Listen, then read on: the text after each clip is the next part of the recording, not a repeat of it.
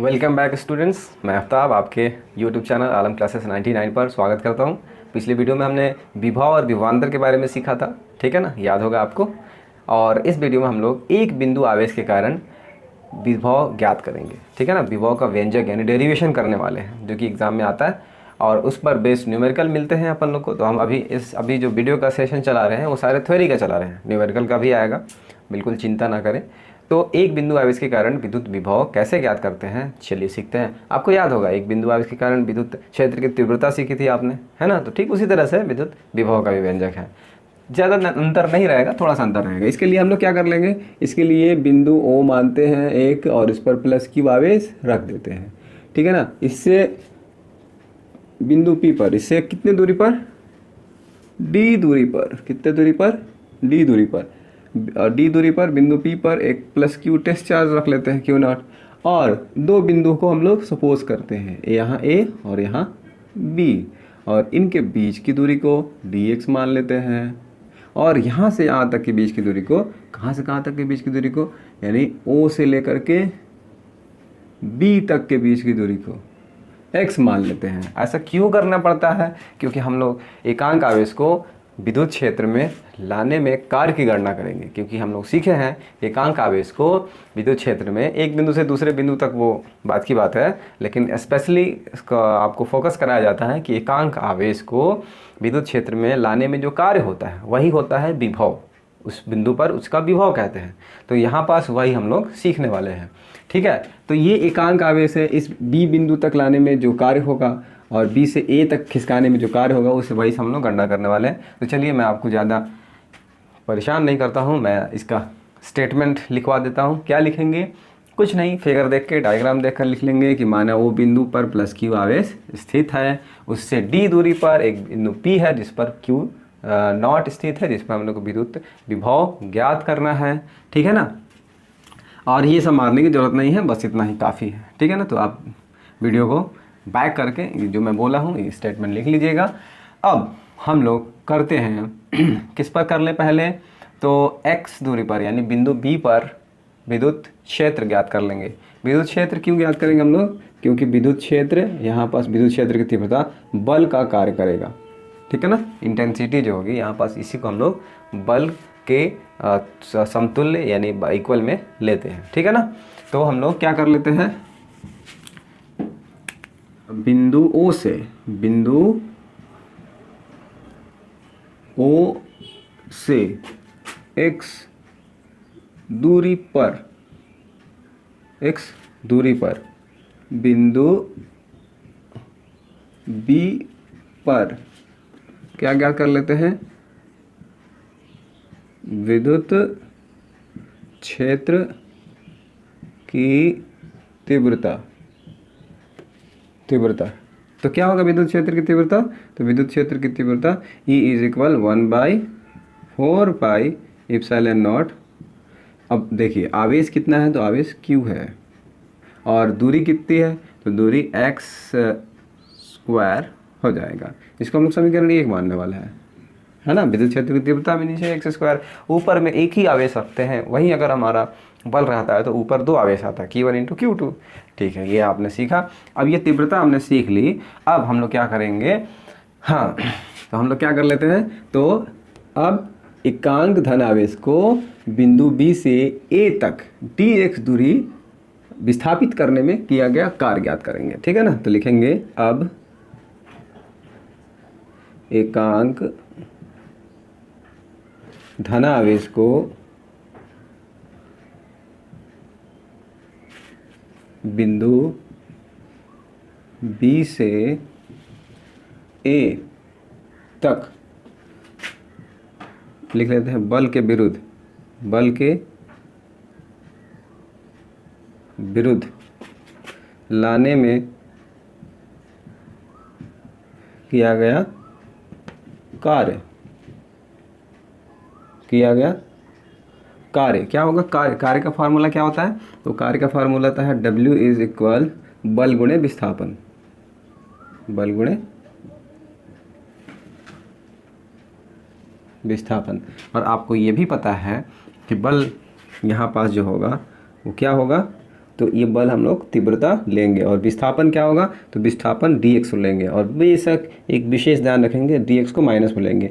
क्यों माइनस में लेंगे, क्योंकि विस्थापन एक सदिश राशि होता है, ठीक है, और सदिश राशि में बी से एक ही ओर ला रहे हैं, मतलब उल्टा ला रहे हैं, बल के विरुद्ध ला रहे हैं, है ना, तो अपोजिट डायरेक्शन में ला रहे हैं, तो इसलिए विस्थापन जो dx का होगा वो उधर होता तो प्लस होता, लेकिन इधर हो रहा है, इधर हो रहा है, इसलिए हम लोग माइनस में लेंगे, ठीक है ना।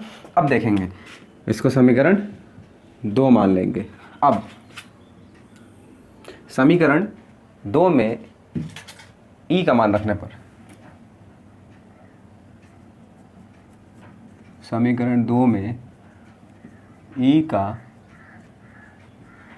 मान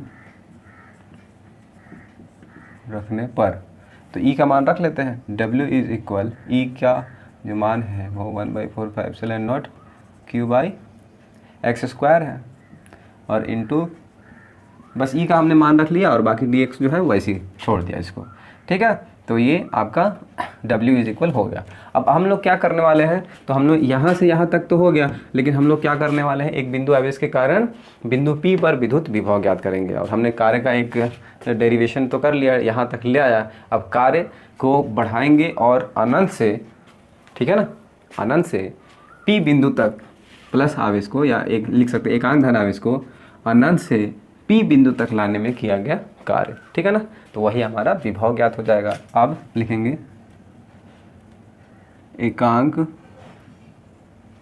धनावेश को अनंत से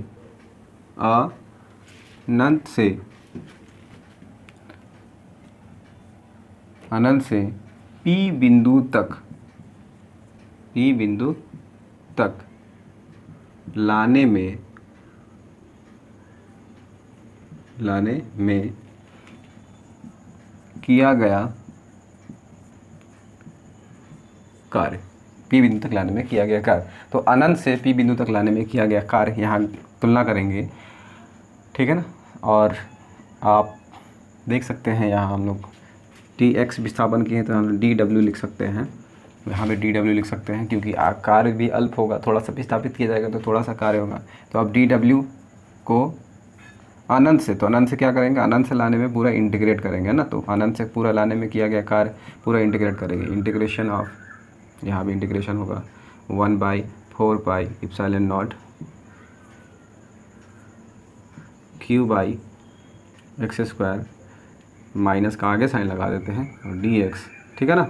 अब अनंत से है, तो अनंत से कहाँ तक लाने में, P बिंदु तक लाने में किया गया कार्य, तो P बिंदु तक लाने में किया गया कार्य, हम लोग P नहीं लिख करके यहाँ क्या लिख रहे हैं, D। अनंत से पूरा, अनंत से दूरी, तो लोअर लिमिट पूरा अनंत हो गया, और अपर लिमिट जो है वो क्या होगा हमारा, तो वो होगा बिंदु O से P तक की बीच की दूरी। P बिंदु तक ला रहे हैं, तो हम लोग यहाँ से O से P बिंदु तक बीच की दूरी लेंगे D।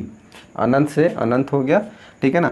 अब P बिंदु तक लाने में किया गया कार्य, तो हम लोग क्या करेंगे, उनके वो कर लेंगे हम लोग, यहाँ से यहाँ तक के बीच की दूरी D, ठीक है ना। इस तरह से हम लोग सॉल्व करेंगे। अब देखिए अनंत से दूरी हमने ले लिया, अब क्या करेंगे, इसमें हमने बताया है आपको कि ये dx है ना, तो x वाले x कैटेगरी वाले ही केवल अंदर रह पाएंगे, तो ये अंदर रहेगा, बाकी सब बाहर हो जाएगा, तो यहाँ पूरा वर्क हो जाएगा। dw से क्या होगा, केवल w हो जाता है। अब ये 1/4πε0 और इंटू Q। अब देखिएगा ध्यान से, माइनस का भी साइन है, साथ ही साथ हम लोगों के जो है वो dx/x² है, ठीक है। अब इसको इंटीग्रेट करेगा अनंत से कहाँ तक, B बिंदु तक। अब इसको इंटीग्रेट करेंगे, तो इसके इंटीग्रेट करने के लिए क्या करना पड़ेगा, इसको ऊपर ले जाना पड़ेगा, ठीक है ना। तो मैं यहाँ पास इसको रफ करता हूँ,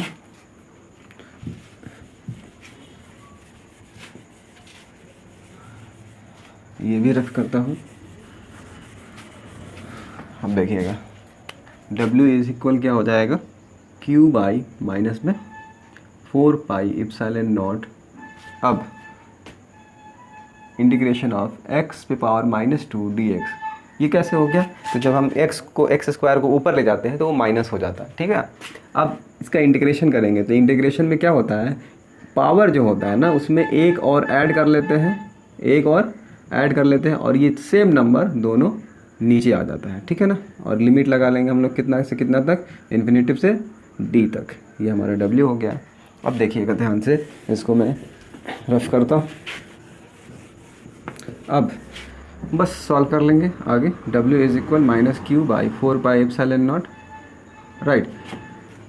अब x पे पावर -1 हो जाएगा और ये -1, ठीक है ना। लिमिट का इस्तेमाल अभी भी करना है, ठीक है। अब ये माइनस माइनस पूरा कैंसिल। अब ध्यान से देखेंगे, देखिए ये माइनस माइनस कैंसिल हो गया, 1 का भी कोई रोल नहीं रहेगा, 1 भी अब हट जाएगा। अब ये डिवाइड को भी हम लोग हटा लेते हैं, या डिवाइड को रख लेते हैं, 1 भी रख लेते हैं, कोई टेंशन वाली बात नहीं है। जैसे x ऊपर गया था तो माइनस हो गया था, उसी तरह से जब x नीचे आएगा तो प्लस हो जाएगा। यानी जो x पे पावर -1 है नीचे आएगा, 1 तो ऊपर कुछ नहीं तो बचेगा तो 1, और नीचे आएगा तो x का पावर 1 हो जाएगा। 1 लिखो या ना लिखो कोई फ़र्क पड़ता नहीं है, राइट। अब हम लोग क्या करने वाले हैं, लिमिट का इस्तेमाल करने वाले हैं। पहले हम लोग अपर लिमिट रखते हैं, x के जगह पे पहले d रखेंगे और फिर माइनस का चिन्ह इस्तेमाल करके इन्फिनिटिव रखेंगे। तो w इज इक्वल क्या लिख लें, 1/4π। शायद आपको किसी भी तरह का दिक्कत ना हो, इसलिए मैं इधर फ्रेश करके लिख देता हूँ, है ना। तो हम लोग क्या करने वाले हैं, w इज इक्वल q/4πε0, और पहले अपर लिमिट रखेंगे तो अपर लिमिट x की जगह पे d रखेंगे, माइनस इस्तेमाल करेंगे और x की जगह पे इन्फिनिटिव रखेंगे। अब ध्यान रहे 1/इन्फिनिटिव का वैल्यू 0 होता है, मतलब वो निगलेक्ट हो गया। तो w इज इक्वल क्या हो जाएगा, 1/4πε0, 1 को और इसको एक साथ लिख दिए, और q/d, ठीक है ना। ठीक है, ये मिला आप लोग को। अब लिख सकते हैं चूँकि ये 0 हो जाएगा। अब आप लोग को पता है कि एकांक धनावेश को अनंत से एक बिंदु से दूसरे बिंदु तक लाने में किए गए कार्य को ही हम लोग क्या बोलते हैं, विभवांतर बोलते हैं, इन दोनों बीच के बिंदुओं को, है ना। तो कार्य ही क्या होता है, विभवांतर होता है। तो यहाँ क्या हो जाएगा, W is change into V, है ना। तो यहाँ कार्य ही विभव होगा, इसलिए V इक्वल क्या हो जाएगा, 1/4πε0 q/d। अगर d के जगह पे आप लोग r लिए रहते तो r हो जाता, x लिए रहते तो x हो जाता, लेकिन x तो हम लोग दूसरे चीज़ों में इस्तेमाल किए थे। तो इस तरह से हम लोग एक बिंदु आवेश के कारण विद्युत विभव का डेरिवेशन करते हैं, और विभव का मात्रक जानते हैं, वोल्ट होता है। अगले वीडियो में आते हैं और उसमें हम बताएंगे आपको कि द्विध्रुव के कारण विद्युत विभव क्या होगा, ठीक है ना। अक्षीय स्थिति में है, निरक्षीय स्थिति में है, तो दोनों करेंगे हम लोग derivation. So thank you so much for watching this video, and please subscribe, like and give my comments, ठीक है। Thank you so much.